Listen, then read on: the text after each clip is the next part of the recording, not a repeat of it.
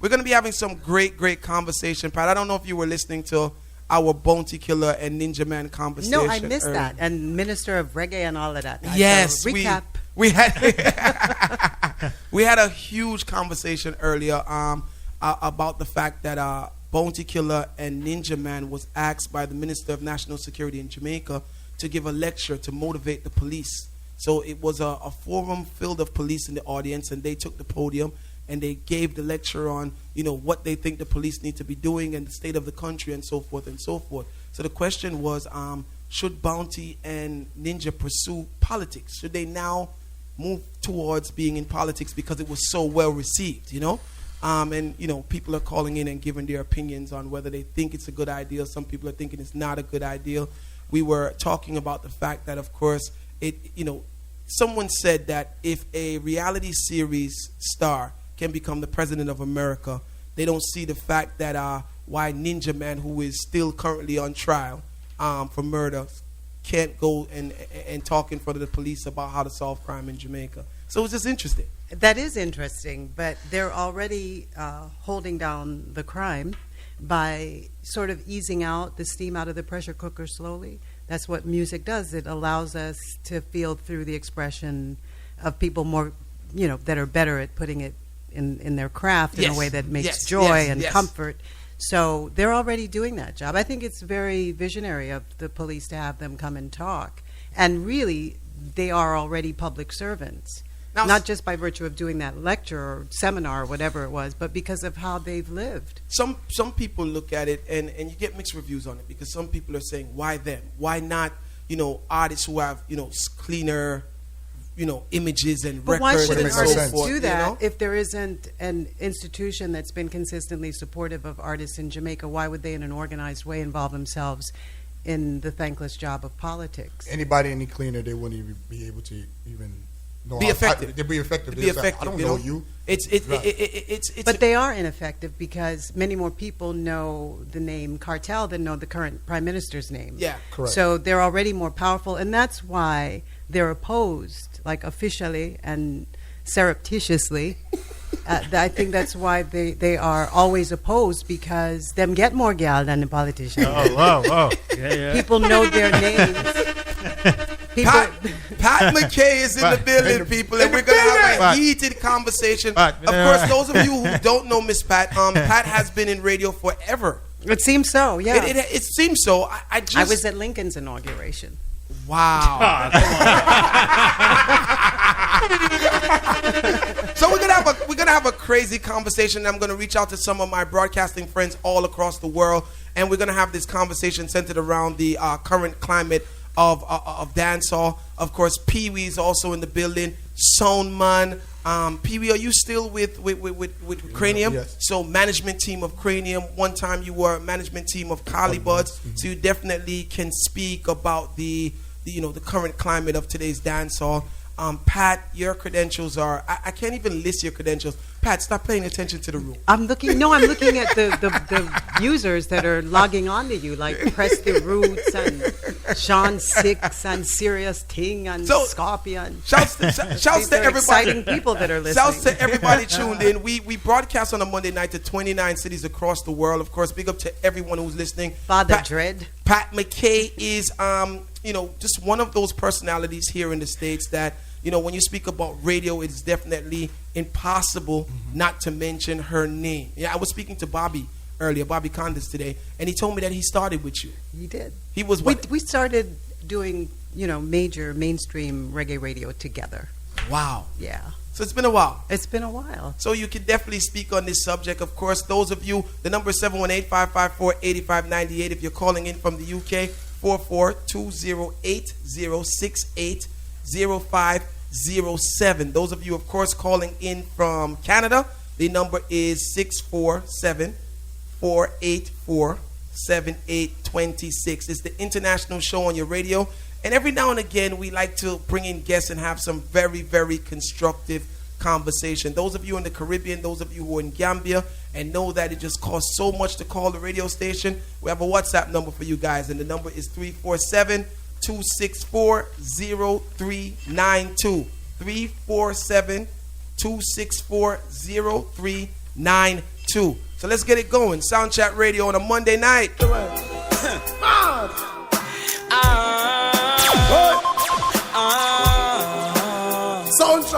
So over the weekend, I had the pleasure of speaking to Supercat. Very, very interesting and informative conversation. I know sometimes you say Supercat and everybody goes, I wonder how that went. It went really, really extremely good. And we spoke about the origin of the music, especially from his experiences, because we spoke about his move from Kilimanjaro to Stereomars, which Drew was talking about a little bit earlier. And he spoke to me about defeating Kilimanjaro on a sound system that he, at the time was called King Majesty. So according to Supercat, Cat was saying that what took place was him and Early B was DJing on a sound system that was selected by Danny Dread. Of course, many of you know him, Danny Dread of King Addies now, right? And they had a clash with Kilimanjaro. And he said that they defeated Jaro so bad, so bad, that the next morning, the owner of Kilimanjaro came to Cockburn Pen to look for them, and had a very aggressive conversation with him. And that conversation resulted in the owner saying, how much y'all get paid for play King Majesty? Anything we not get paid, may I pay you 3 times more for come DJ Kilimanjaro. But at the tour on for come. So he went and spoke to Early B. And according to Cat, that was the start of their relationship with Kilimanjaro, which lasted a very, very, very, very extremely long time. Now, the reason why I bring this into the conversation is because we want to talk about how the music started, where the dancehall started, and where the music came from, right? And I can only speak about it from my aspect and my research and so forth. I know Pat has a long understanding as well as Pee Wee. The dancehall, the sound system culture, where producers wanted to get their music out, where the radios wasn't playing the music in Jamaica that they were trying to popularize. So the next best thing was to get these sound systems and travel the island with these sound systems and play their own music as producers. And some of the producers even decided that they were going to swap music, so you play my song, then me play your song, then. But in the beginning, most of the major sound systems in Jamaica were governed by people who were producers. The talent, of course, kind of just found its way to the sound systems. You know what I mean? Because music a play, mic a pass, and some of the greater talents, found themselves into the dance hall, getting themselves on the mic. And when these, when people started to perform, producers started to pick who they want to bring to this camp and that camp, and it was like a draft. You know what I mean? Like how we would say the NBA draft or whatever the draft was. And people gravitated to sound systems at that time also because of the areas that they were living in. Because, politics was heavy and so forth and so forth. So the beginning of the culture... the true beginning. The true beginning. The dancehall sound system beginning is based on the producers trying to get their music out and also look for talent. That talent then rallies around sound systems, and then you guys know how it goes in Jamaica, right? Everything that we do is competitive. So now, Jamins may have his crew and this man have his crew. The sound clash aspect comes in because everybody wants to prove that they have the better crew. You know what I mean? And this is where most of the most talented artists that you can think of have been found, from the Ninja Mans and the Papa Sans and the Super Cats and the Early Bees and the Nicodemus and so forth and so forth. Now, as we understand the craft that kind of, ushers the music in, I want to kind of journey Pee Wee and Pat to where we are today with the music and how different it is and why does it have to be different, and are we comfortable with the difference of the music as it is now? So we're coming from a time when the dance hall was where you needed to go to hear certain music.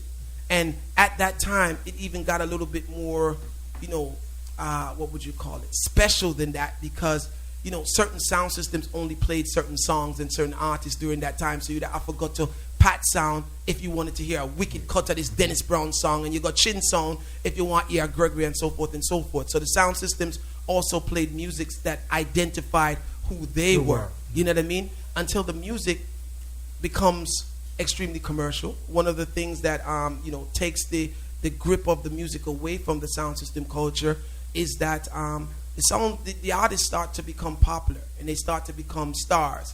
And in becoming stars, there's a request for them now to go overseas and perform. So now you can't see Kilimanjaro with Ninja Man and this man because Ninja Man is overseas doing his own gigs, but Kilimanjaro still has to play. So Kilimanjaro now starts to play dub plate recordings of the artists that made their sound system popular, and we now spiral into another culture of another chapter of the culture of sound systems and so forth. All right? Now, it's safe to say that most of the sound systems found the talent. Either the sound system found the talent or the talent found the sound systems to get their music out there. At that time, I also would want to say that there was a greater respect amongst artists and artists and sound owners and selectors. The importance. Which we might not see today, right? 718-554-8598. So the conversation that we're going to have here, of course, with Pat McKay and Pee Wee is the current atmosphere of dancehall. Where's the music coming from is what I just tried to explain. Is the dancehall music now in a good place, right? Is the dancehall music in a good or bad place, and what could we accredit to where the music is now? Yeah, how do we speak of that, like where the music is now, right? Coming from where the music is and the journey that the music, took. One thing that I observe from those days, as being someone who's watching the music to where it is now, it seems like we had a greater, hold on stardom in those days. Most of our artists, and correct me, of course, Pat, if I'm wrong, most of the artists back in those days that were big, they were stars. So Pinchers was a star. Right. Super Cat was a star in his time. Right. Burabantan, they were stars of their time. One of the things that I would argue is that today we have a lot of artists that are hit makers, but they're not stars. I don't know if that makes sense. No, it makes perfect sense. I can due to the fact of how you explain the journey of the business of how they discovered each other on the sound or vice versa. That going to the dance and chatting on the time they were chatting on the mic. Yes, toasting. That's what we call artist development 101 out the gate. Before they hit any main stage or whatever, you had to know how to bust the dance, so be the case, in front of your community. And that's how your acclaim say, oh, their money over there, tone. Neil say, he might mash up over there some more. That's how they spread. But artist development, how to chat on a rhythm. So it was actually a process of development without it being labeled as a process of development. Right. So in the ghetto term, I was in this when you went to these the only terms that matter. And when you went to these particular functions, people, and of course Drew and Ninja, get involved in the conversation when you can. When you went to these particular functions, it wasn't like how it was today, where an artist could say, "Yo, give me the punani rhythm. Yo, give me this rhythm. Give me that rhythm." It was whatever the selector played that fit the occasion. You better find the lyrics to put on there, or else the mic would be taken away from you and given to the next person who could find the lyrics to play. They learned how to record. They didn't even know they were learning how to record right on the spot. Every rhythm that they played had its own melody, so you have to learn how to fit your lyrics, your melody, your timing, the mix, everything. Even when they went on stage, it was easier for them to take it from the sound system to the bands. I think there's a couple of things that are also important to mention. The class divisions at the time. Right. And the fact that, the ghetto artists had this competitive thing going, and it was their property. It was the property of the ghetto. The ghetto owned it, and Uptown was left out of it entirely. Right. It was a very class-based genesis, I think, because the producers also were more often from middle class, and the people that actually made the music were usually more on the sufferer side. Right. So I don't know how it resulted in all this magic being made and sustained over time, but the basis of classist society or social culture definitely, involved itself in dancehall, because then people that were left out suddenly had not only a voice, but a great flashy voice. 718-554-8598. We're having a conversation with Pat McKay and Pee Wee. They're our guests today, and the conversation we're having is the current atmosphere centered around dancehall. But in order for us to have that conversation, we have to illustrate to you guys where it is coming from. 718-554-8598. Caller, you're live. Yo, Chin, Yes, sir. you hear me? Yes. I two things, you know, Chin in Jamaica then time where she attacked, she left out, you know. It was soul party and the dance hall. And many guys who's them a dancehall artists now and whatever, a soul party they used to play, they used to stone rasta in a dancehall, so them a come from them soul party. You hear me, I say? See. Them used to stone rasta in a dancehall when them a come from them soul party. So when me and some guy attack, yeah, you don't left rasta out right, you know. A rasta the foundation. Definitely. And a rasta shall be the end. Definitely, my brother. 718-554-8598. This is going to be a very interesting conversation. I can feel it. Call your live. Then remember this. Even though not say them go dance and play.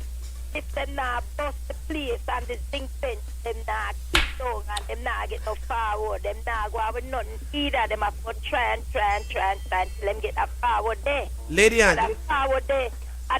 Once you get that power there, you know you're shot. Lady Ann, you being someone who, you know, was crowned the first lady of dancehall during that era, what was the settings like? Well, why, Chin, there's no effects. It's nice, it's sweet, it was fun. You're happy if you know, say, you bust the dance last night and tomorrow morning, you know, you hear, say, you're artist of the year, you get DJ of the year, album of the year, and them things that. That was a great look to me, even though them threw me out of the business. So, but then, for me, get that title of the first lady, a reggae dancehall, first female to get a #1 single, the first female to get a #1 album. That was an excellent achievement to me. But still, I embrace of that up to the day now. And enough people never know that. See. That me get them things there. Respect. The journey of dancehall is a long journey, and I want you guys to pay very close attention. Pat McKay's in the building, Pee Wee's in the building. And Lady Ann is on the phone. Lady Ann is on the phone. Talk to us, Pat. No, it's so good to hear Lady Ann's voice. What's happening, sis? You're good? I think she's gone now. She's gone. Call you live. Oh. Well, Chin, Yes. dancehall back in the days was nice. Is that different, man? You could have see him, man. This gentleman Different, is man. the Me and original. soul system. This Metro Media Selector. This okay. gentleman is the original selector of the sound system Metro Media before Sky Juice. His name is Snapjack. Hi, Snapjack. Okay. Yes, Snapjack. Yeah, but Chin, in those days, in the 80s, okay, it was a better thing with the people them. You understand? At the time, you have like DJ like Pupatai and Peter Metro and all of those DJs. People go out there. So listen, you have people in Waltham, not walk with a boat just to lick down the fence.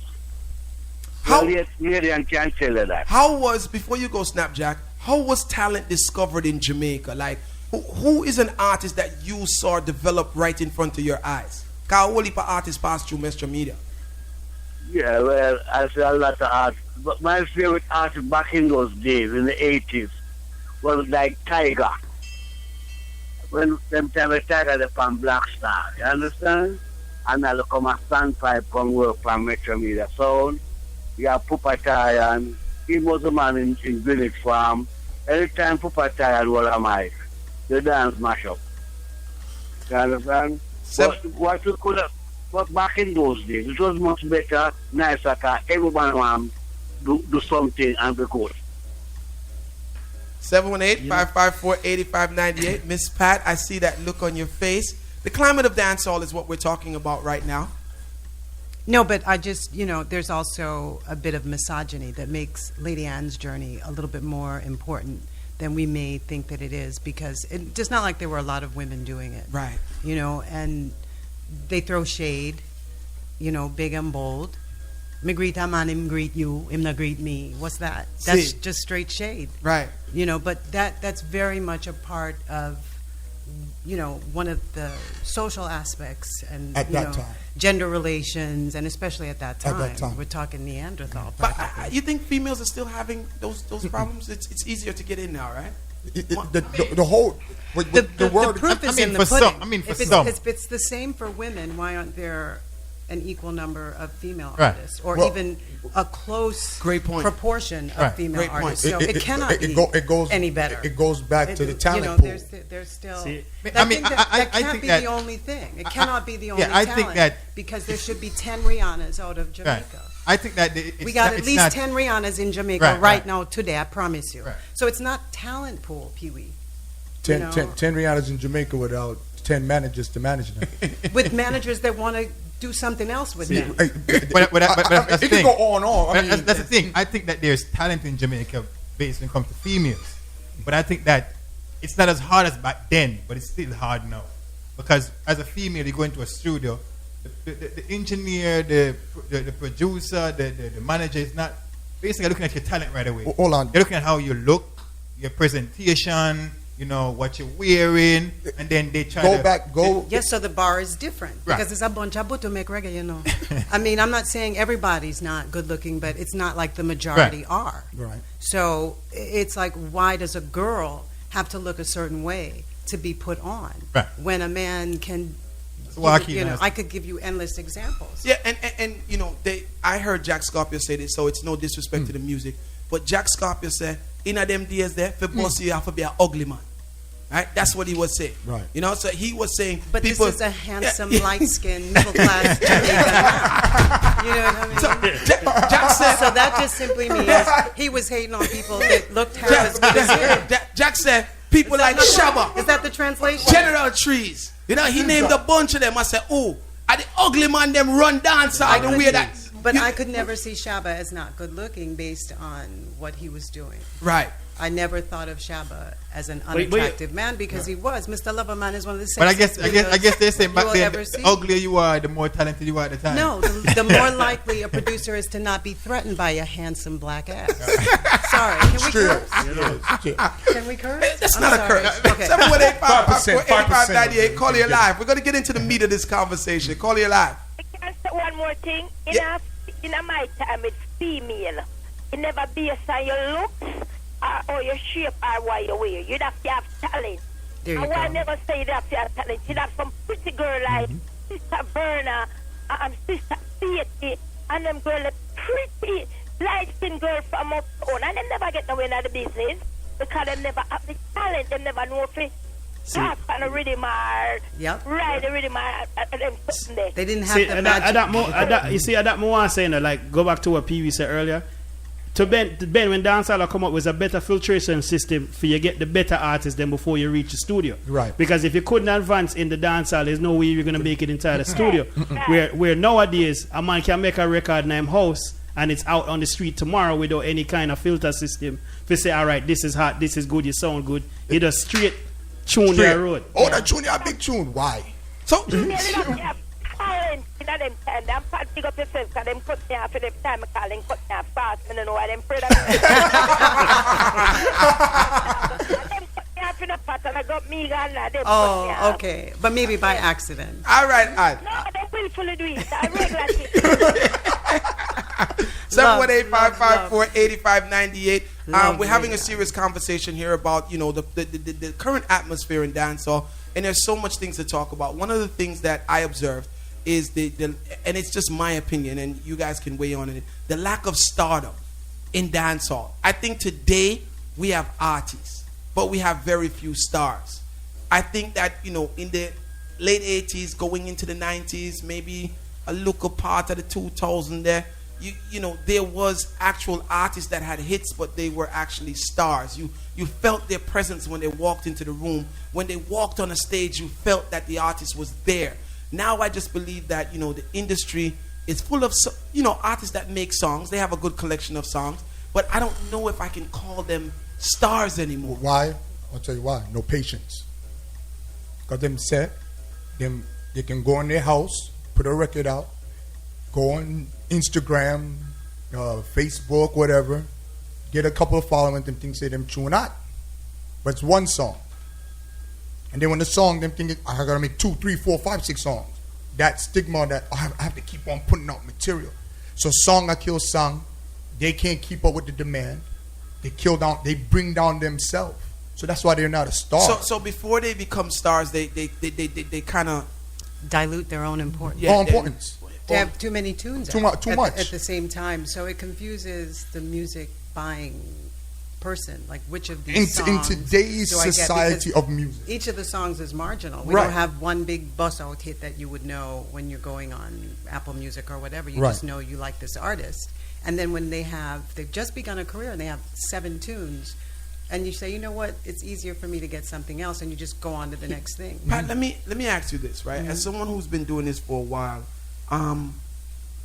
what was the volume of songs put out then compared to now? Like, you know, if we were to compare the artists of that time, what was the volume of music? Because there was one time that Alma Bailey was putting out a couple of songs at a time. Right. You know, Tiger also was someone who had a couple of songs in rotation at a time. There were artists with a couple of rotation of songs at a time. Well, that's a good question for now, because now I think the questions that artists face have increased. Do I put out a whole album? Do I put out an EP? Do I put out a single now? So in searching for an answer to all of that, artists, I think, proportionately to that time, are putting out more new songs, but are they better songs? Right. That's what is left to be determined. There's some important artists. There's some young artists that are singing and DJing that are still, able to have an impact, and they're really carrying the business. Dancehall has carried reggae from the early 90s. I think Maxi Priest was the last non-dancehall artist to chart Billboard #1. Yeah, I think that was it. I think everything after Maxi has been dancehall. So dancehall is really holding up all of reggae.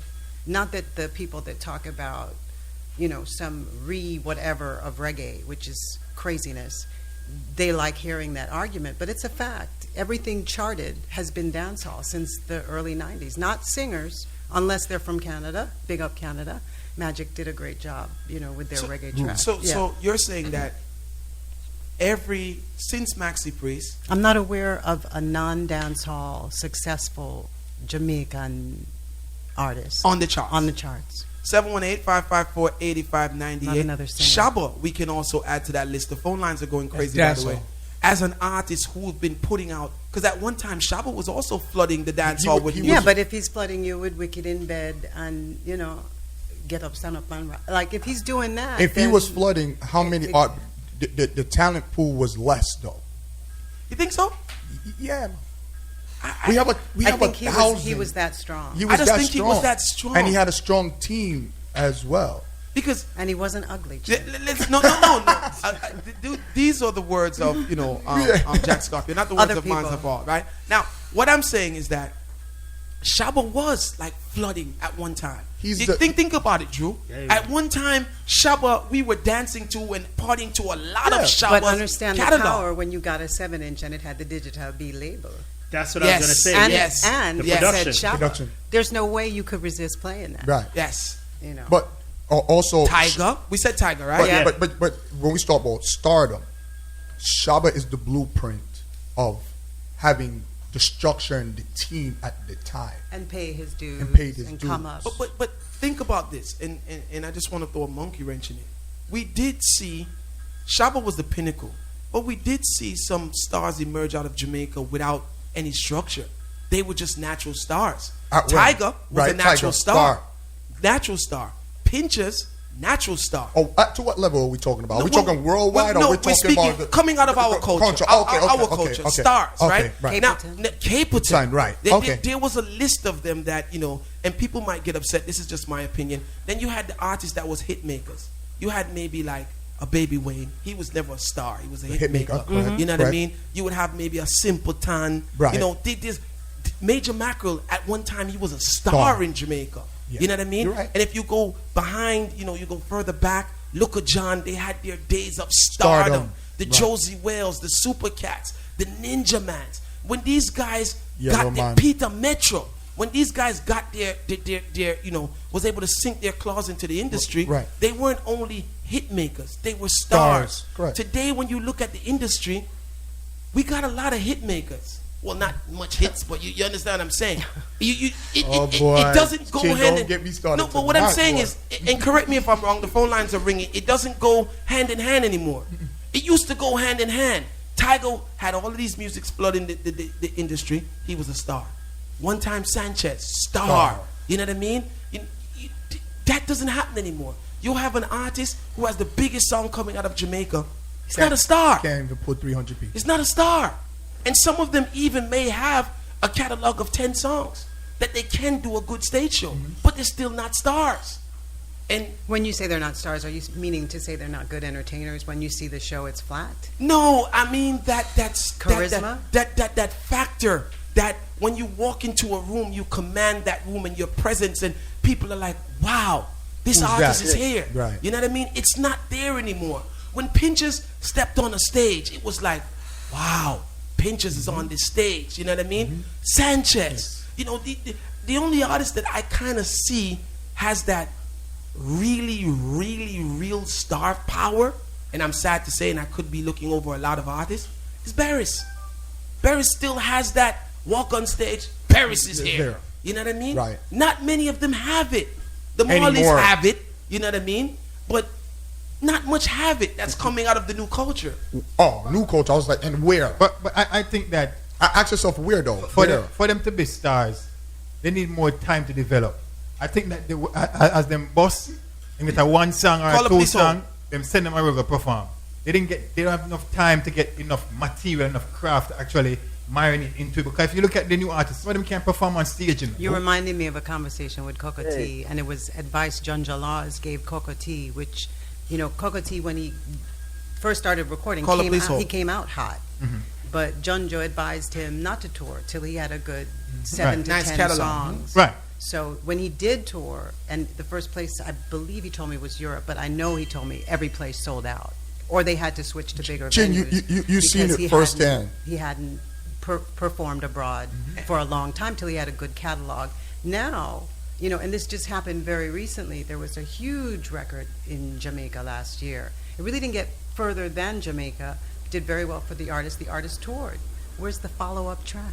This is I'm another in problem. January of 2017. Where's the follow-up track? Now, it's very difficult to follow your own success with more success. I get it. But give me something. Call you live. Yeah, blessed to the panel. Yeah, I think part of the problem is too, like someone said, it's branding and imaging. I mean, a lot of these artists, you talk about Pinchers. Pinchers, not only was he a bad singer and whatever, but he had an image. Everybody liked how he dressed. Ninja Man was the dressing and the bad man image that everybody had something to them that draw people to them. There was the charismatic type, charisma type people, and nowadays you have artists who have all the lyrics in the world, you know, but you, like Ninja just said, you put them on a stage and they're flat. They don't demand attention. They don't demand a crowd.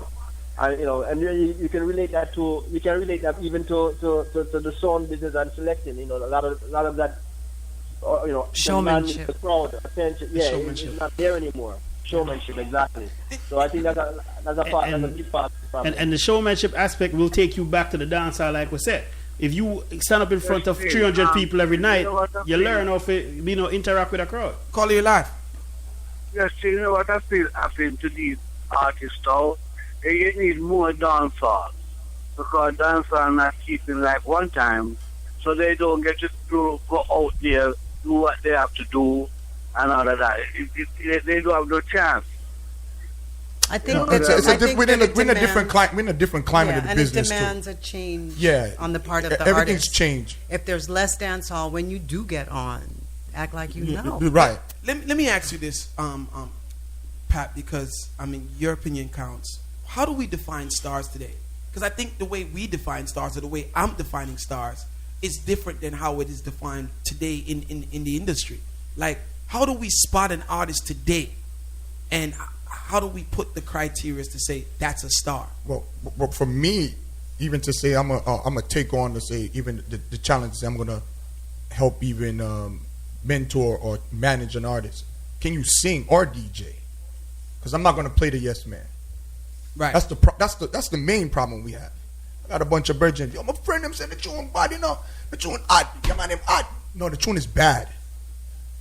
but it's a hype. It turns into a trend. It turns trendy now. A bad song turns trendy. So then you put the trend out, and then people say he can't really uphold the trend because he's bad from day one, but nobody kept it real with him. That's the problem. So when does your artist that you are developing, right? Right. When do you then, and I'm going to ask Pat the same question, when do you then say, this artist, he or she is now a star? If you're a music man, you know. That's it. That's Your ears. Your ear. I tell people all the time, your ear doesn't fail you. Never. But So not there's no everyone has point in ears. That's the problem. There's no point in that artist's career that you say this person has reached stardom. It's just because the artist makes good music. No, obviously you have to. It takes development. Like I said, we'll go back to Shabba. When Shabba, we knew he was a star, but when we talk worldwide and everybody said that was Shabba, Shabba Ranks had a real team around him. So everything was tactical. Everything was on point. We're going to drop this at this time. We're going to work this. We're going to do this video. We're going to do this feature with this art. You have to see the whole scale. Us, Ninja, you know, see our star. And you see, by next 2 years, we're going to go on a world tour. Not in 6 months. Be patient with me. We're going to do one song. We're going to take what time. We're going to build a career. We're not going to build a song. We're going to build a career. That's artist development. That's what we lack. We lack the skill of building artist careers, thinking about their 401k later on in their life. Pat, when do you give them the star? You know, when we were going to school, that was one of the things that we wanted to get, that star, to say that we had a good day. When do you give an artist a star? When they make a record that makes any kind of impact on the mainstream, whether their song is used in a commercial that goes national, Busy Signal, or, you know, if the song charts really high, like Sean Paul with Sia very recently at #1 and all the awards all over the world for that song. You build an awareness of Jamaican artists and Jamaican music, and with that you bring dancehall and everything to a higher level. That's when you're a star, when you've contributed. When you've served the people that you call your fans in the same way that they follow you. You've made the sacrifice. Drew, how do you identify a star? For me personally, it's like what Pat said when they do chart. But for me, because I'm kind of old school, remember when an artist used to get booked in New York, and when the first time you hear Bounty Killer first time in New York and that building is ram up, then you know say a man is a star. Nowadays you would put some of them guys in an Amazura and them can't full it. The top 5 couldn't even put 800 people in Amazura. But Amazura is a big venue. No. Why would anyone do that to You know who's the only star we have in a dancehall right now? So if we're going to use Amazura as the mecca. By the way, those of you who are listening in the UK and other places that don't know what Amazura is, it is a venue. The home of here. World Clash. It's the home of World Clash, definitely. And it's a venue that will hold about 2,800 people. Easy. Right? So we're talking on the scale of 2,800 people. Many of you would say Stratford Rex if you're in London, you know what I mean? Even though it's not there anymore, but you guys get the idea of what I'm saying. So if right now, and I know people are going to be like, nah, man. The only artist, other than if it was Buju or Cartel come out tomorrow, if you make Alkaline, put Alkaline in the Amazura right now, that building ram. But here's the I'm thing. not so sure. No, here's the thing. Because he's done it before. Here's the thing, right? And of course, this might stop us from getting dub plates here at SoundChat Radio. Right? But let me just say, it's my opinion. Alkaline, in my opinion, is leading right now, dancehall. By far. But I don't see him as a star. No, he's tactical. See, this is why I'm saying, well, but hear me out, Pee Wee. This is why I'm saying that what Pat just said in my record. Right. No one in North America knows who Alkaline is. Right. Hold on. For me, So I'm happy for you. For me, No. And he's a good artist, and he's very prolific, and he puts out good music at least once a week out of the 5 tunes. And he doesn't. But He does. No, he doesn't. That doesn't make him a star. No, here's No one in North America. I agree. I agree. But remember, I we're cannot saying go into a corporate boardroom for anything to do with someone that no one knows about. no. See, that goes back into So explanation. He's our hero. Let me make my little, I point before I forget. Right. What I see, like what Pat described, is in Chin's definition, is a superstar. I believe that the industry has quite a few stars. At what level? This is what I'm saying. Right. The level that Pat is talking about by making the music proud and getting on the Billboard charts like Sean and them, to me, those guys are superstars. Right? With time. In my opinion. Right. This is just my level of dividing it. Right. Right? Alkaline to me is one of those artists that he's leading. The kids are raving for him right now, but he still doesn't have that factor of wow. He can't walk onto a stage and command. He can't just walk into a room like a Buju Banton and get everyone's attention. And he distracts himself with diss records for people that we wouldn't imagine to be on his level. Hold on. Let's Cartel is a star. Who? Cartel is a star. Hold on, but he used Sizzler is a star. But hold on, that's what I'm going back to with 2017. Let's not talk. I don't want to talk about nobody from 2016. 10? No, yeah, well, 2010 or even 2008 and beyond. Let's talk about right now in the state of dancehall.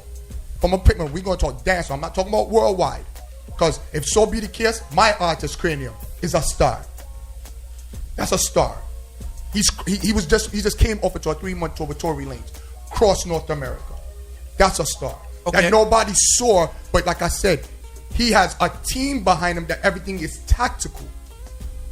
Dance hall status on a dance hall rating. There is no artist right now out of Jamaica, maybe other than Busy, because they just get back in PFS. Because we're going to keep it real. Right.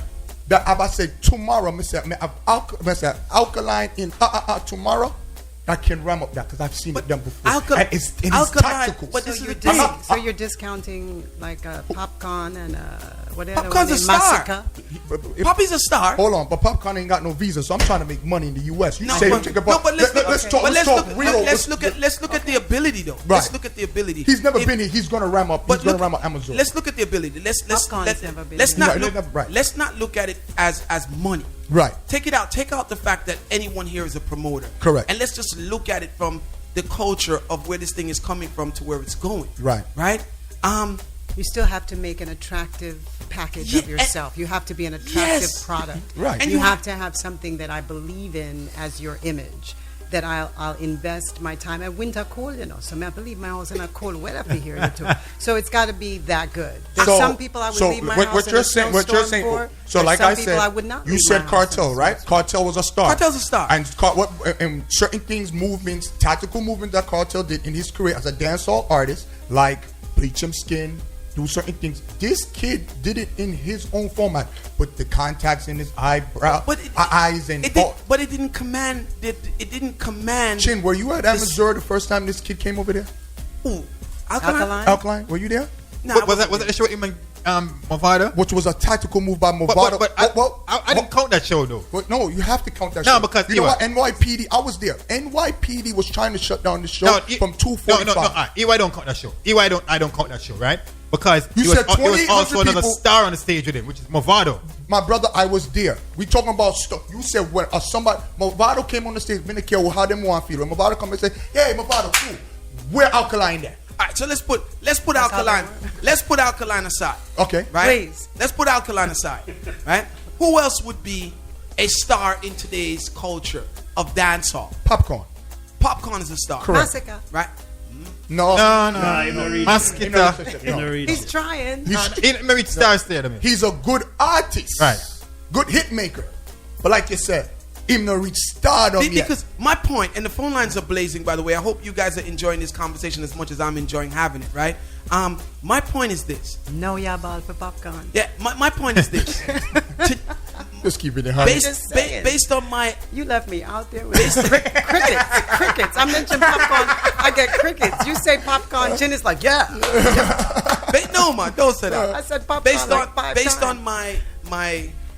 based on how I see it, we have a lot more hit makers than we do stars. And I just judge the stars thing different. That wow factor that, this person has arrived. Because the thing is, a star doesn't have to always have a current record to be who he is. Correct. Right? The people that you're mentioning, we're not sure if they can do that yet. Because we haven't seen that. We know that Sean Paul is who he is, whether he has a hit record or not. We know that Shaggy's who he is, whether Ninja Man is who he is, whether or not. And he never has a hit record. And he probably never. He's just a performer. Right. I'm just saying. But right? what did I say about 5 minutes ago? I said, let's not discuss about anybody from who has a history. So let's talk about. Let's keep it now. Let's keep it now. Then it's very few. Then it's if you're putting it like that, then and we're talking about who has history and who doesn't have history, then in my opinion, it's hard to pick who's a star because we got to see Popcorn still be Popcorn without a hit song. Or for a little distance, right? We also have to see Alkaline, right? And whoever. What's the other guy? Yeah, we got to see these guys. But there's also an ongoing debate, I think, with reggae consumers. Are you gonna buy a Popcorn record? Are you gonna buy a Chronix record? You're a different person. Whichever one you're buying, usually these are very different types of music lovers. Right. It's not like everyone's crazy like me, and you kind of like some things of that each artist does, or maybe a lot of people are that way. But I think that they make very different types of music, and they'll both have good music. You kind of have to. But like I said, you brought up a name. I don't even put Chronix in this conversation. I have a question for you guys. Let me take this call. Right. Call you I'm alive? just saying it is a decision you have to make. Yes, talk to me. What? Every little one hit wonder of stars at Jamaica? Yeah. Eh? Rich. Virgin, you better get them just shut up the conversation and done it. Define star to me, my brother. Define star. Virgin, you come in like every little one hit wonder. I mean, a little one hit wonder name me. You know, call and not talk about stars. Define star to me. What's a star to you? Tell me. No, hold on, Chen. I want to ask him a question. See, this is the problem with the atmosphere we're talking about. How old? First, I got to ask you, how old are you? How current are you with the dancehall scene? To call the artist me call have hits within the dancehall of today. We're not talking about yesterday. A pure little one hit wonder. They have consistent. I only call one or two names, you know. They are holding up the business of today. Caller, help us out. Who is a star? How do you define a star in your mind? Yo, add to the conversation. You can call like Chronix a star. That's reggae. We're talking about dancehall. Let's stick to dancehall. Chronix is a star. So Chronix is what? Chronix is what? It's a reggae artist. Different atmosphere. We're talking about the state. The conversation. The conversation is the current atmosphere of dancehall. Let's stick to the topic. Virgin, we're not the skin keep with people on the phone, yeah? Virgin, all right. You know me, they listen to and since you mix up all dancehall and reggae artists in a one. You just go dancehall and reggae artists, I'm like Burning Spear and them man there. I want to talk about. But that him say a while ago, you name Chronix as a reggae artist. You know, he might ask you who's a dancehall artist. You don't know. Listen, that's the problem. You know the funny thing that you said that, caller. Let's try to get the conversation back under control. The funny thing that you said that, right, is because if you speak to a Josie Wills, I just said that I spoke to Supercat, on Saturday, right? And if you speak to those people, they will tell you that they're reggae artists. They're not dancehall artists. And they get upset when you call them dancehall artists. By right. Yo, hear me. You know something to you. You see, about 3 days before they kill Peter Touch, Me I listen to Peter Touch for 2 to 6 Super Mix with Barry G, And you hear Peter say, you know what Peter said? Peter will criticize from Barry G. Peter criticize and nitty-gritty. I want them man there hugging at your minty and heat out your cocoa. The man ask Barry G what kind of sit to them man they sing and I can talk about them and sing reggae music. Brethren, the man them go back to the days. So reggae, go back to the roots. Reggae music. Go back to the roots. The music has to go back to the roots. Reggae music has reggae music for you has a different. I mean, everyone's entitled. Yeah, but I'm not fighting nobody's opinion. You don't understand. That bothers me. All the people who call and think that the music should not evolve. Exactly. Like the music must stay back in the 80s and back in the day. Yeah, we understand. He literally said we should go. I understand that's the era you were brought up in. This is why I said evolve. Let's talk about 2017. Let's not talk about artists of their career. But he needed to get that. He's entitled to everybody's entitled to their opinion. We got about 3 minutes before we get to the top of the hour. When we come back, we change the conversation and we talk about the current climate right now. My friend David Radigan has sent in his opinion to me. I spoke to him earlier. The time zone is different. So David, gives me his opinion on where dancehall is today. And his book is coming out March 3rd. Yes. Also, I reached out to another friend of mine who works on Fame FM, Colin Hines, the captain. He also gives me his opinion on where the business is today. So we can talk about that when we come back from the break. 718-554-8598. Call you live.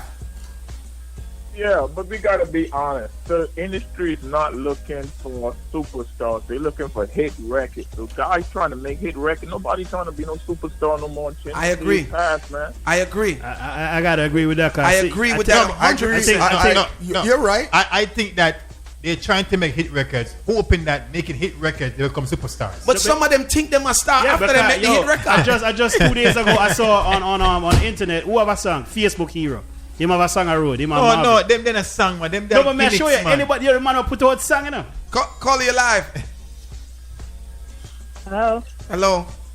SoundChat.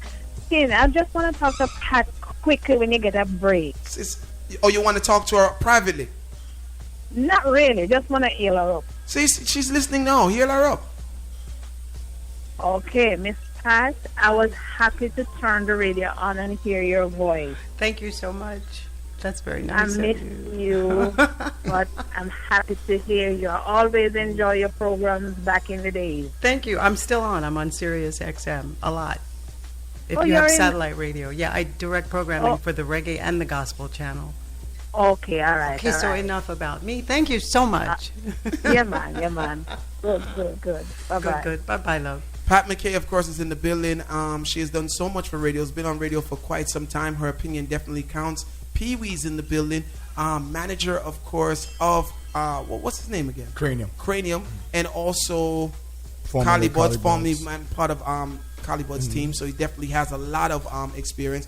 Also, he's a sound man. You know, me and Pee Wee thing come back from the rolling wires and picking up speaker boxes. Still to this day. And so it's great because I always say this, Pee Wee, that you know we gotta commend the sound men that take it to the level. You know what I mean? There's some of us that's just so comfortable with still rolling up wires, still going to the club to play, you know, CDs and so forth, and it doesn't move from there. To see somebody like you who started out, we all started out together, to climb, to then do Collie Boards and get that, you know, that understanding, and then take it to Cranium, and Cranium is touring and doing so well. It shows that, you know, the knowledge that sound men have is a different knowledge from everything else. We got a different eye and a different ear for everything. Right. You know what I mean? So definitely got to salute you. After the break, those of you who are tuning in, we're going to talk back to Pat. We're going to talk back to Pee Wee. And as Pee Wee said, we're going to bring it to modern times, have some conversation, and then, you know, that's what it is. SoundChat Radio, turn it up, Route. Music Authority. Yeah, man, I sing it representing for my family. SoundChat.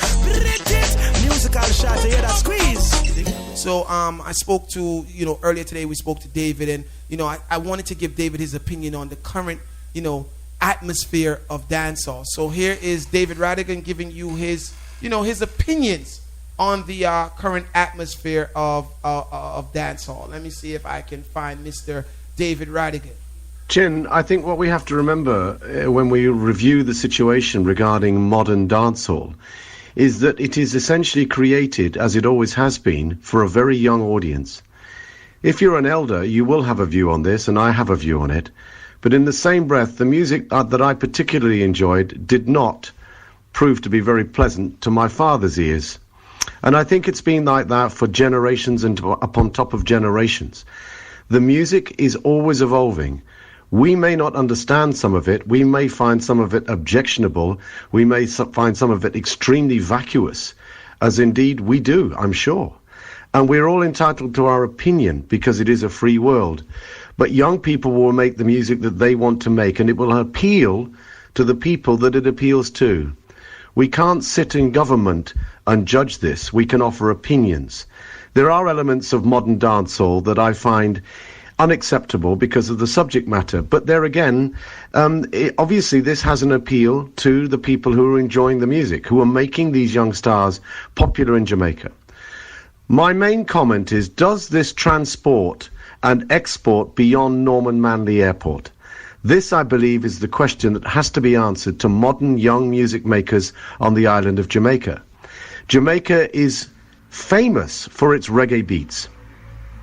But now the world has shrunk, and young people are hearing beats from all over the world, especially American radio. Is it necessary, I ask, for young Jamaicans to emulate the sounds they're hearing from America by way of hip-hoppy kind of rhythms? Or shouldn't it be that if they're making dancehall, they should actually be emulating some of the brilliant dancehall rhythms that came out in the 90s? To say that I don't like dancehall is absurd. Dancehall is just another name for the music that people are dancing to. In the 60s it was ska, then it was rocksteady, but actually it was a type of music that was enjoyed by young people in the clubs and dance halls of the island of Jamaica. So there's nothing new about people dancing to music. And I think this is the other thing we have to bear in mind, that the music is made for dancing to. It is essentially a backdrop to people's lives. It's a beat for them to get excited about and to. And when you're young, there's nothing more exciting than going out and having fun. When we get older, we tend to want to sit in front of the television like vegetables and gawp. The idea of getting off our backsides and going out and having fun at a club where people are half our age is sometimes off-putting. So let's bear in mind that music is made by all sorts of people for all sorts of people. Sugar Minott said all kind of people come and dance. And if you want a particular dance, you go to follow a particular sound system. That's important. But to sum up, I think that what Jamaica has to bear in mind is that in order for it to become accessible, it must bear in mind that the music it makes is Jamaican. And I think that we've seen a resurgence in dancehall, not because it ever went away, because it didn't, but because people like Drake and Rihanna and so on and so forth are building dancehall rhythms. I mean, Ed Sheeran's new record, which is being played on Radio 1 and Radio 2 in the United Kingdom, is a dancehall record. The beat is a dancehall beat. We know that dancehall beats are essentially a kind of inspired by the Calypsonian tradition as well, the soca beat, bom, bom, bom, bom. It's danceable. Reggae is a different beat. Reggae is a different feeling. It's a different emotion. Reggae has always been my music, and it always will be. But I'll always appreciate good dancehall beats. But let's keep them Jamaican. Let's stay true to the music that we believe is essential to us, because it is part of our life and it is part of our culture.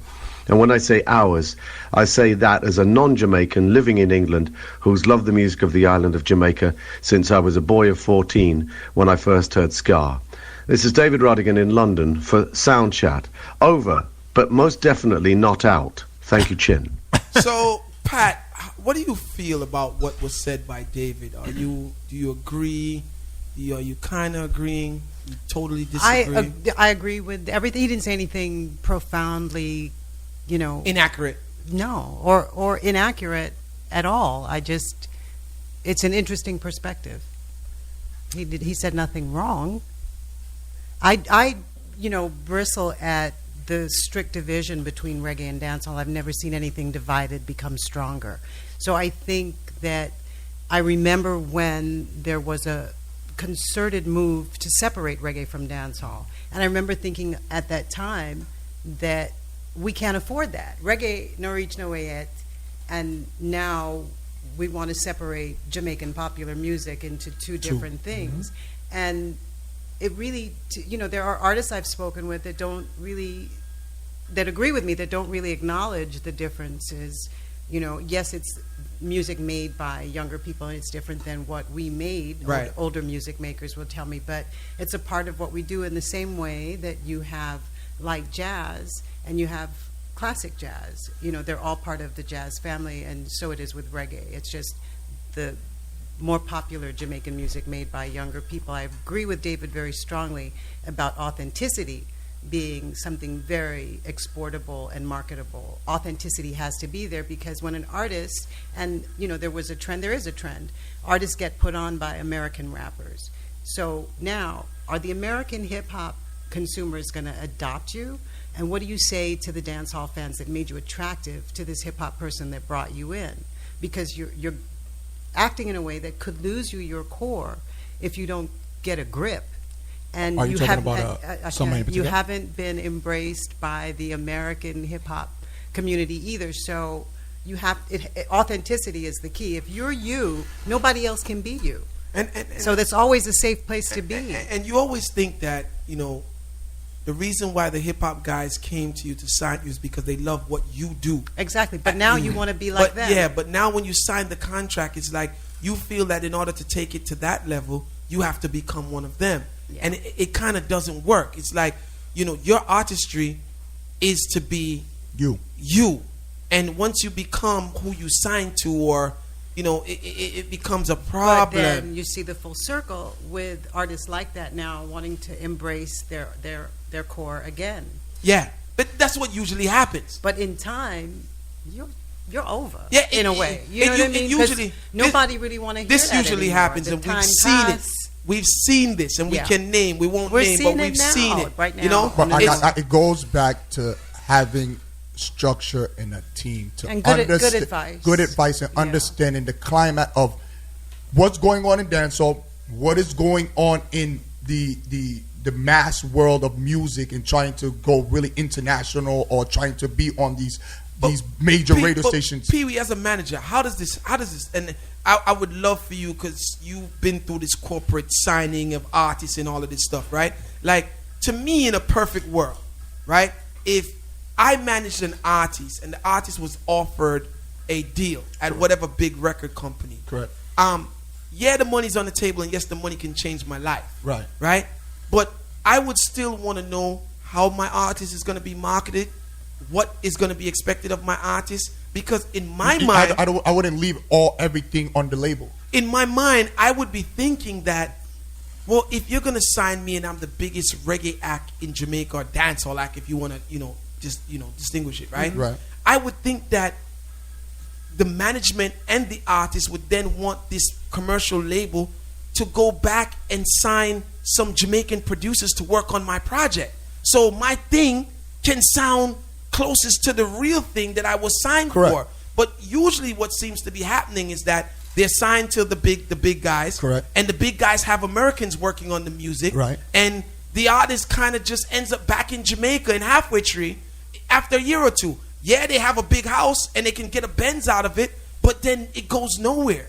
And we've seen it happen over and over and over. And once it happens to him, right, it happens to everybody. The next artist is lined up for the same stupid opportunity. Yeah, but they line up. So who's the fool? Yeah. How do you approach that though, Pee Wee? You approach it with, you have a set of. Do you turn down the signing? No, you don't turn down the signing, but you have to know. You have to set a standard. You got to walk into the building knowing what's the opportunity in front of you and how to work. I have to be like, I want to work with him. No, you didn't sign us for that. You didn't sign me to sound like the Drakes and these Rihannas and these people. You signed me because I made a record because they discover you in this time and age. They're looking at numbers. They're looking at YouTube numbers. How many you streaming? They're looking at that's where the game is at. Oh, he's somebody. We could probably do something. But once you get in the building, these major labels don't know what to do with a reggae artist. And I'm talking from experience. Yes. But that's when it comes in. Your the team. importance of your team comes in. I've been saying from I started. You do need an advocate in the building at the label. I agree 100. You have to know how to give and take. It's a major give and take. That and understand if the business. If the contract isn't signed when it's presented to you, which it should never be, it's okay. You can say, I need to think about this. I'm going to give it back to you. I'm going to have my lawyer look at it. I'm going to give it back to you with some revisions. And then everyone's happy. That's what contracts are for. So, signing your artist, you can tell a major label what producers you want to work with. No, you discuss things, honey. You wouldn't tell. The blueprint has never stopped. It depends on the artist, because some artists love the likes, right? And they get this offers like, oh, I can do a feature with this artist and feature. But you bring up a name earlier. You said the last person to do it at such a level was Sean Paul. When Sean Paul signed to Atlantic at the time, they signed him with Give Me the Light, Jamaican producer. Light Glue, Jamaican producer. I'm Still in Love, Jamaican producer. Temperature, Jamaican producer. But they put him on a platform and they exposed it. And he never had to change his accent. Nothing. It's not broken. Everybody want to change it. But it's not, there other. He had good management, good timing. There are other stories. Well, yeah. I thought we were talking about today. Yeah. We were, yes, Pee-wee.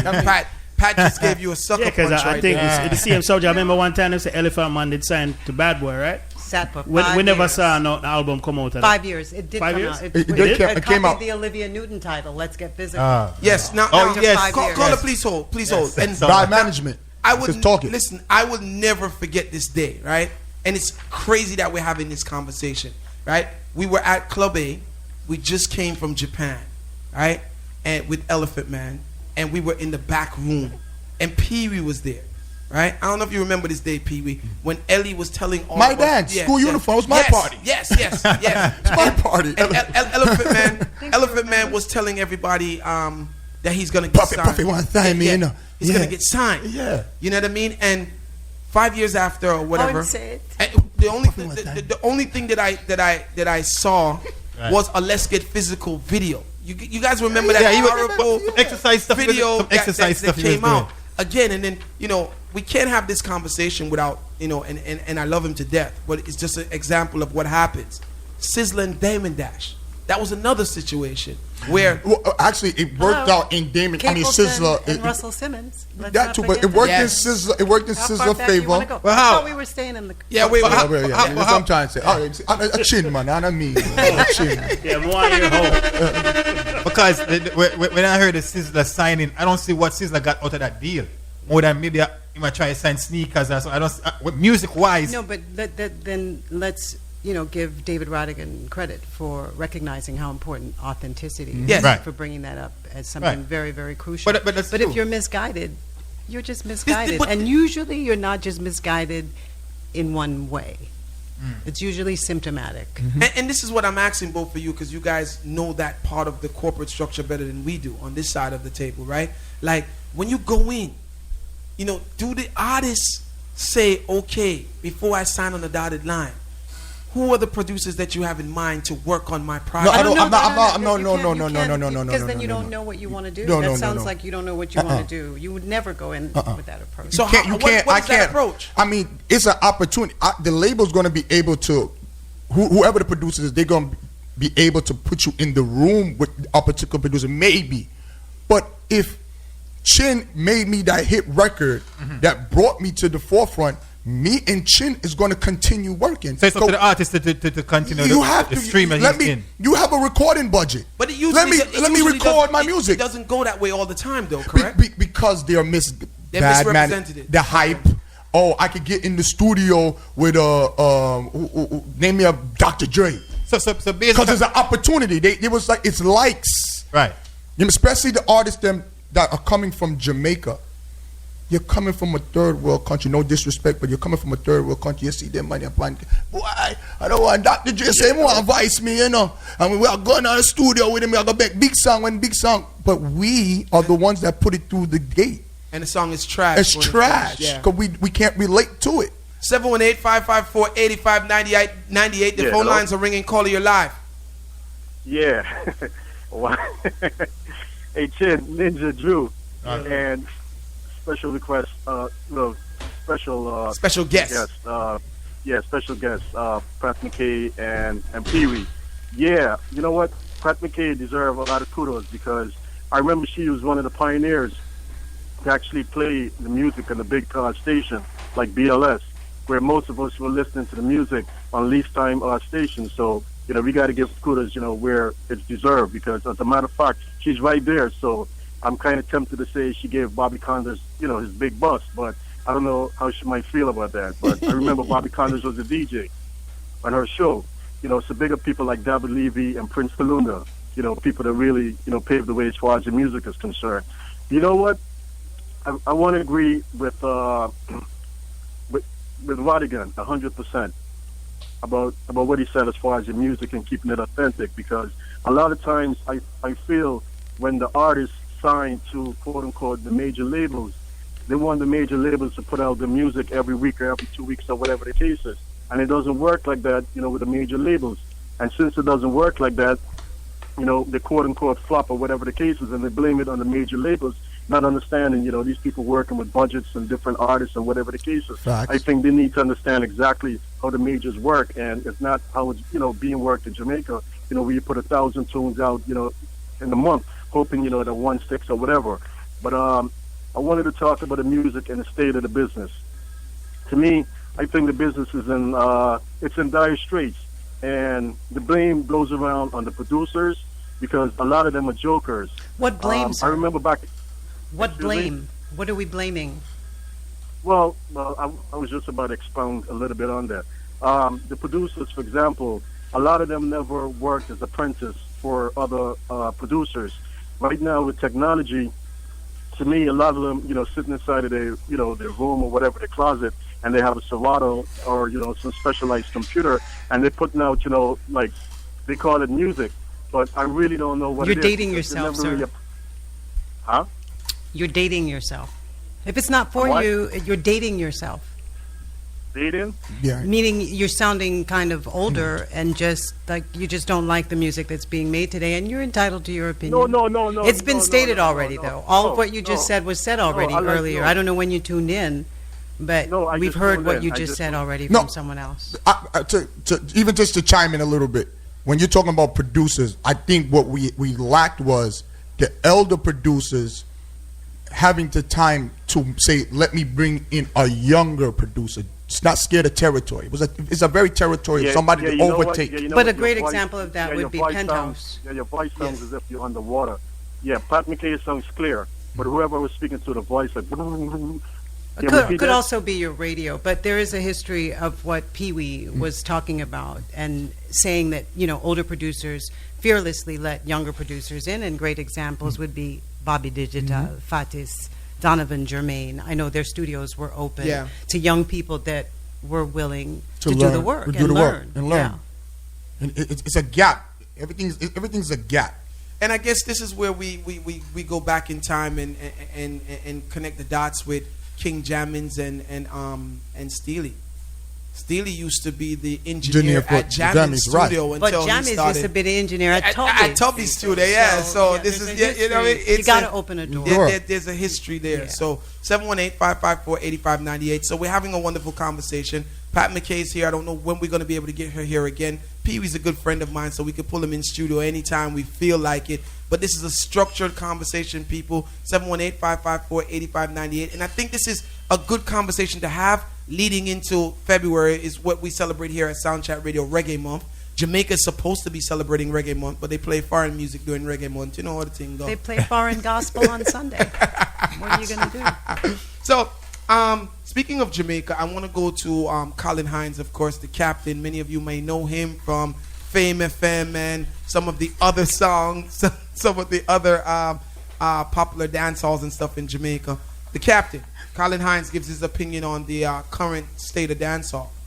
All right, good evening, everybody on SoundChat Radio. This is Colin Hines, the captain from Fame FM, Jamaica, and Radio Jamaica's music director. A couple of musings. This is more like musings and thoughts that I've been having, kind of reflecting on the business in recent times. I think as consumers, purveyors, and disseminators of the music, especially dancehall and reggae music, it's almost as if I believe we're standing in an asteroid belt. There's just so much music being made, and it's like if you think of a Star Wars movie where the ship is caught in one of those things where the comets are flying left, right, and center. There's so much music being made in recent times that it's hard to stay focused on any one thing. But with so much being made, you also have to ask, why is it that we seem not to be generating a plethora of hits from all of this quantity? So I think dancehall is still facing the old issue of quantity over quality. Or is it that there has been, generally speaking, a lowering of the matriculation process of artists and songs, making it into the business, onto radio, into people's playlists in the dance. Our selectors, these are things that we need to think of. Our selectors and DJs are doing enough research work. With all of this myriad of songs that are flying at us, are they doing enough research work to present the best quality material out there?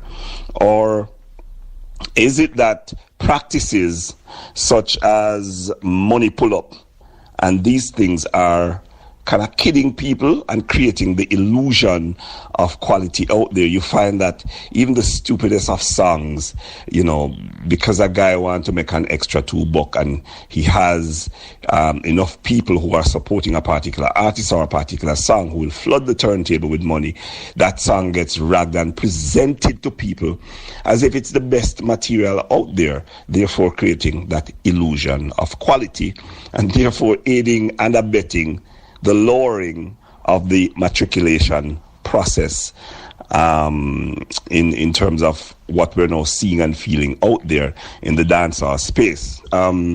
My concern, and this is somewhat attached to what I was saying previously, is that we're not making, from where I'm standing now, and I could be proven wrong by time, we're not making a lot of future classics.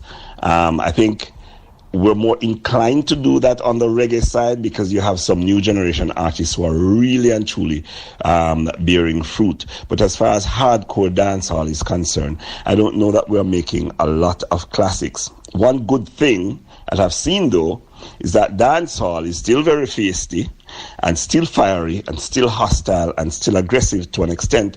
I mean, we've seen in recent times young artists getting involved in lyrical battles, or as we call them, clashes, and there have been several wars in recent times for whatever reason. That's probably a good thing because it is what keeps the spirit and fervor of raw dancehall going. The other gripe, Chin, and you know I have this gripe, is that I don't think that people are dancing anymore. A lot of this, you have to ask, are they being allowed to dance or is the music just absolute crap? I tend to think that, selectors and DJs in the space aren't allowing people to dance. You find that they are more focusing on what the anecdotes are between songs. It's just way too much chatting in dancehall. I wish it would diminish and the songs would be allowed to play for longer. I wish we could go back to the days where a man would grab a girl and dance instead of a group of a man sit down and a spin around in a ring and a dance with them one another. And all of this is new age and good and all that stuff, but I think music was designed for people in a party space to actually dance in a heterosexual way. So I hope we can get back to that. But then the power to do that lies within the people who are presenting the music. And if they are rife with bad habits and bad practices, then we probably will never get back to there. The other concern and final concern I have, well, two more, is that stage shows, performances, live performance, as from our point of view here in Jamaica, the shows are falling off the landscape very quickly. See, for example, Sting, there's just way less than we had 10, 15 years ago. Sting now seems to be having one foot in the coffin. We don't know where that is going. And that too has to be of concern for industry pundits. Sound system culture, the raw, unadulterated sound system culture, which is, for example, Clash. Well, that's still hanging on, still happening. I would love to see that come back more to the fore and flourish. I would like to see corporate entities, kind of take this on and try to encourage sound system clashes and that aspect of the business to return in a more robust way, while at the same time not straddling and saddling and bridling dancehall and sound systems to rules and some of these things. You have to play edited songs and, a selector can't trace the next one using profanity. Dancehall was spawned from the street and, to a large measure should be allowed to be unbridled and uncensored. But to those who are now supporting it, props, I will give thanks. It's pretty much my piece. I hope that was something that, you guys can kind of draw something from and chew on a couple of those things. I'm out. Colin Hines. Bless. Oh, yes. SoundChat. Oh, gosh, yes. Every time I turn on my radio, I gotta tune to the SoundChat show. I wanna move, but I can't. No, no, no, no, no, I can't. No, I can't. No, oh. So that was the Captain Colin Hines. SoundChat, you've been with us right through the road. I like your comment, Ranks. 718-554-8598. Pat, any views on what was said by Colin Hines? He's from the same tribe as the man that called right before you put that on, Chin. Aren't they the same people? Except that, you know, Colin expounded, and with the matriculation and whatever. These are not music makers, so you have to stay in your lane. I do radio. I don't make music, so my critical commentary about people that make music is always going to be limited by that. I respect artists. I can't do what they do. So I didn't really hear that. So obviously in his tone and the whole backward talk, like, let's go back and back and back. Art doesn't go backwards. It evolves. No art stays the same. And you have to respect dancehall as an art. So expect it to change and expect that you may have aged out. You know, you may just not understand it. It may just not be for you now. But you are in no position to lecture people. And if you think you are, the fact is you have no say. You absolutely have no say. I had a conversation with the late Prime Minister, well, he's not late, he's just old, Edward Seaga. And he was very, I guess, what's the word, very to the point to say that no one that's critical of reggae has any power over reggae. The only people that have the power are the people that make it. They have the power. So limit your critical commentary, or at least in that critical commentary, have some regard for the people that make the music. You've never stood in front of an audience, you know, and had to sing or hit the right note or do spit 16 bars on the right melody. You never stood in a recording studio and sweated it out, take after take after take. I don't know what that's like. You know, to leave your family during holidays to go entertain other people. I don't know what that's like. So I want to hear that from people that criticize any type of Jamaican popular music. Let me hear your love and respect for music makers in whatever you're saying. Chin, at the end of the day, the statement that I heard over and over, dancehall dead, dancehall dead, dance. And let's go back. Yeah, dancehall ain't dead. It's just changed. It's 2017. Yeah, I think it's not dead. I think that people from back then would wish dancehall would be like back then.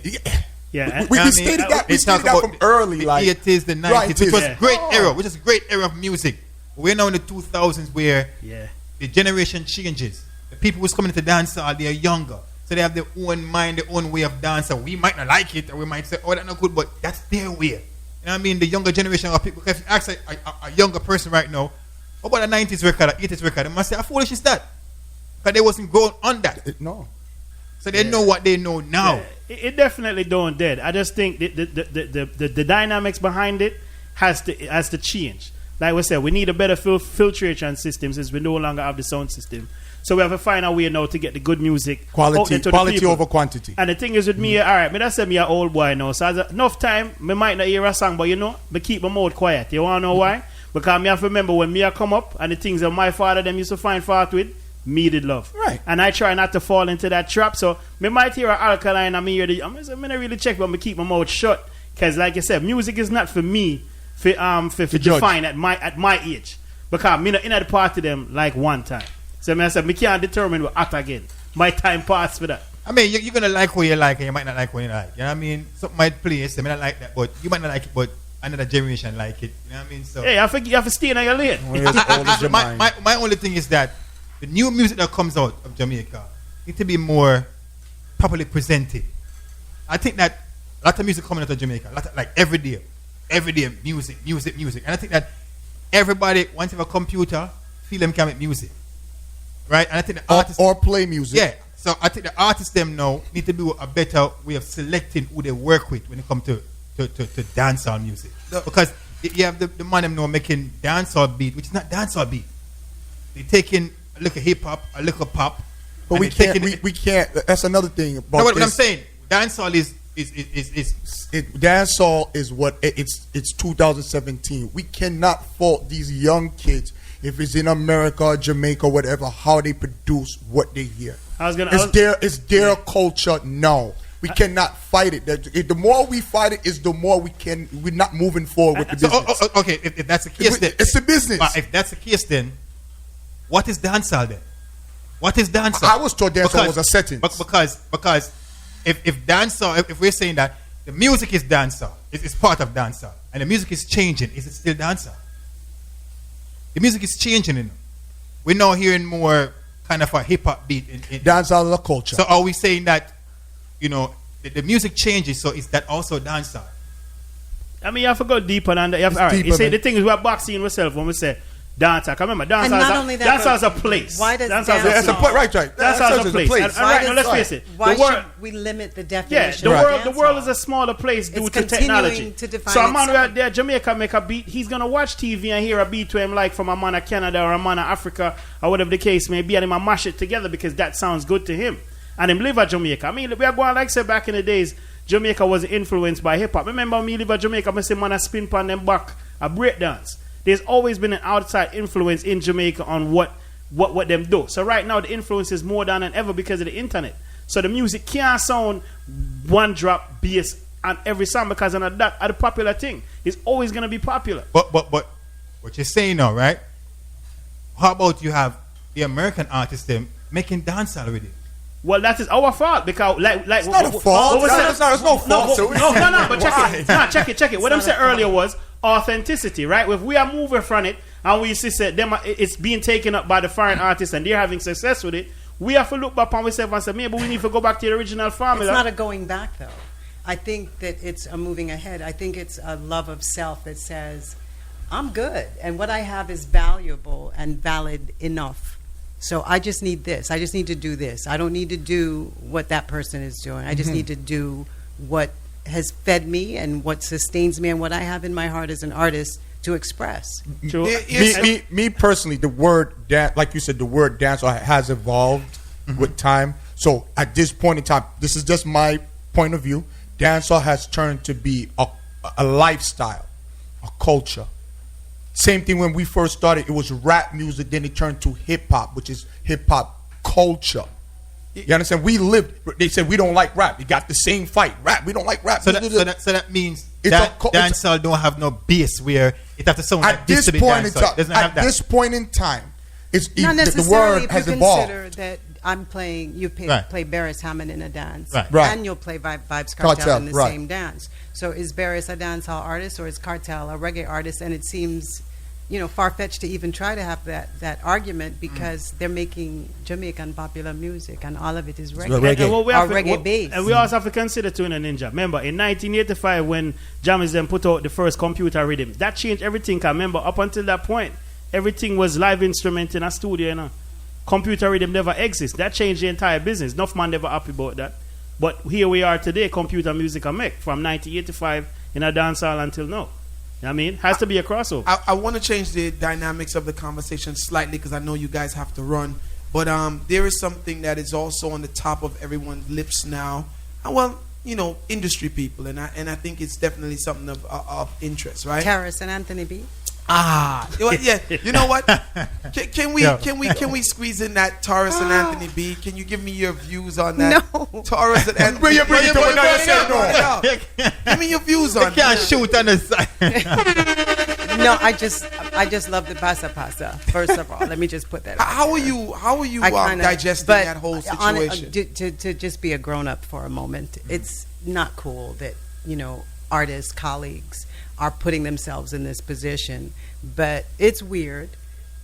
They both got histories in this music, and we haven't heard of this type of thing with either of them. So I don't know, maybe the moon was in a bad phase that night. I don't know what happened, but they need to get over it, and they definitely need to stop talking about it, even though I brought the subject up just but they need to stop taking interviews about the topic themselves. Right. They need to get, I'm sure they have each other's phone numbers, talk about it, and let it go. I mean, that was one of my... How does it look on the outside? Sorry, Ninja. Unimportant. That's one of my big concerns. Like, if there are two grown artists, especially Rastafarian artists, not spring chickens. Like, if certain thing happen, it shouldn't be in the media. Like, it should be like, yo, big man to big man. You know, especially if we have the same belief or the same trading, like we should be like big man, like yo, so and so and so, what go on and squash as opposed to him go up on social media, him answer him on social media, him go on social media. About competitiveness. Anthony B also has a diss record, by the way. He has a hot diss record. You like that? You talk about you don't want top on that, but you don't want top on that. You like that song? The Taurus Riley and Anthony B thing has now been taken to another level. And sometimes when you look at these things coming from cultural artists, you kind of feel a way about them. You know what I mean? It affects our perception of them. It affects your exactly. It affects your perception of them. I did see because Taurus seems to be very hurt by the situation, right? And then Anthony seems to kind of be like, you know, whatever. You know what I mean? That's kind of what I. He was whatever, but then he made the diss song. But it's then he made the diss song. Maybe he looked at it as an opportunity to get hot again. Sorry for him. I don't know, but I agree with Pat. The best way for that whole situation is to kind of shift it before everyone's perception changes up. Or make some money from it. Now they should do a show together. If they do a show together, it'd sell off. That's what I'm talking about. But let's get this money. But here's the thing. Some people are gonna say that, you know, the money's not everything. But I don't want to finish the conversation based on Taurus, right? Those of you who tuned in, remember we're taking you guys up until 12 o'clock. At 10 o'clock, we log on to 93.5, where you guys are going to get the catalog clash and all of that good stuff. So let me finish talking to Pat and Pee Wee. Here's my final question for you guys. There is this growing cloud in Jamaica that the industry people are talking about. I don't think the regular movers and shakers of the dance hall even realize it, but the new generation of artists seem to see it less important these days to perform in Jamaica. And the North American-based reggae acts all want to perform there. Crazy, right? So once upon a time where it was the thing, if you're an artist, you have to get on a stage show and prove so you can get forward to Jamaica. It's now that some of the big artists, Beanie Man called out Alkaline the other day, saying that he said something about Dirty Jamaica, and we don't know if it's true or not. Right. But what we do know is that Alkaline has not performed in Jamaica in a very long time. Right. You know what I mean? After the Beanie Man situation, he now announced that he'll be performing at a concert in Jamaica in March, right? But he's among a new set of artists that really feel like, yo, I'm performing in Jamaica for. I don't need for performing in Jamaica. I make my money. I can buy my Benz, can buy my house. Why do I need to perform in Jamaica? And I want to ask you guys, is it healthy for, our, because we look at Jamaica for these, and we're not the supposed introduction to of new talent. To each his own.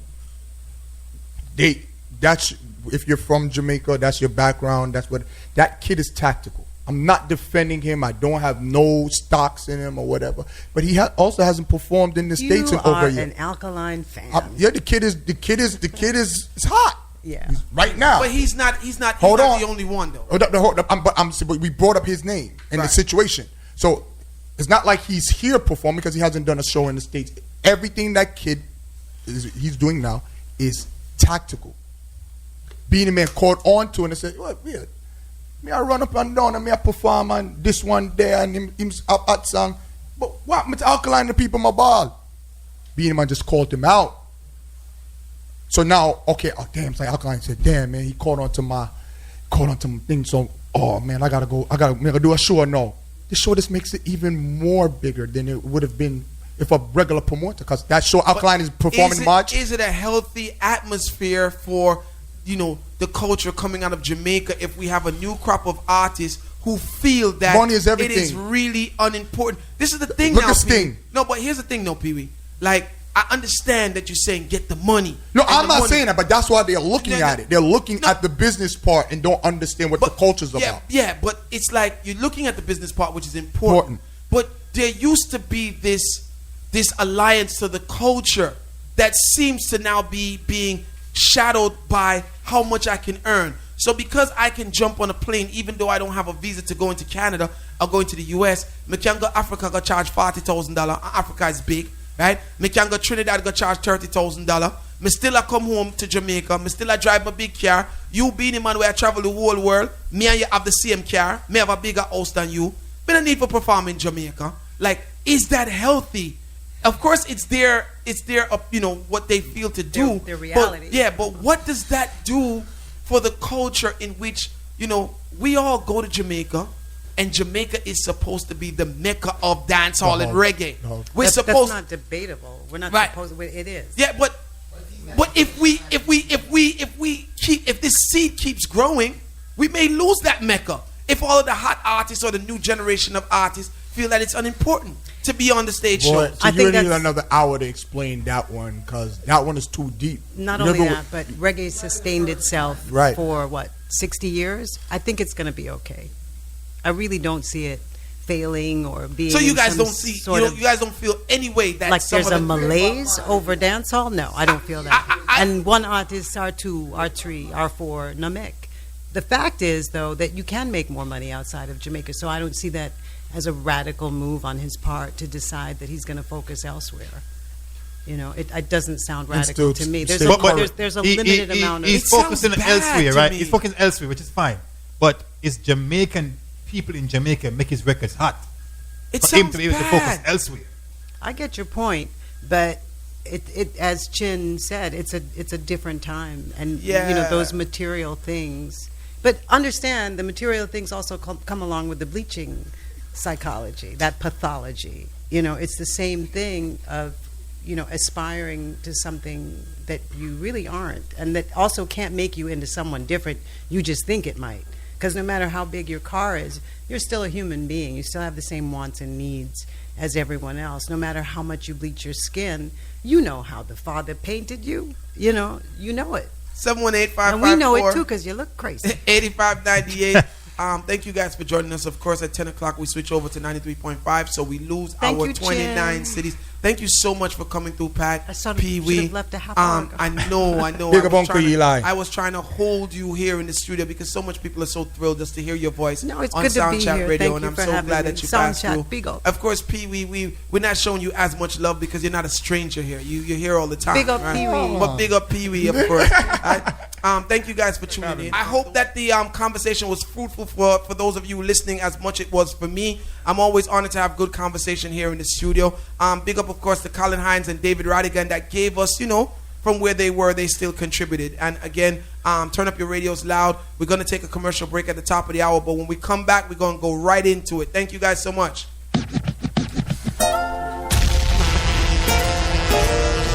SoundChat Radio, yeah. Baddest. Easy. One voice.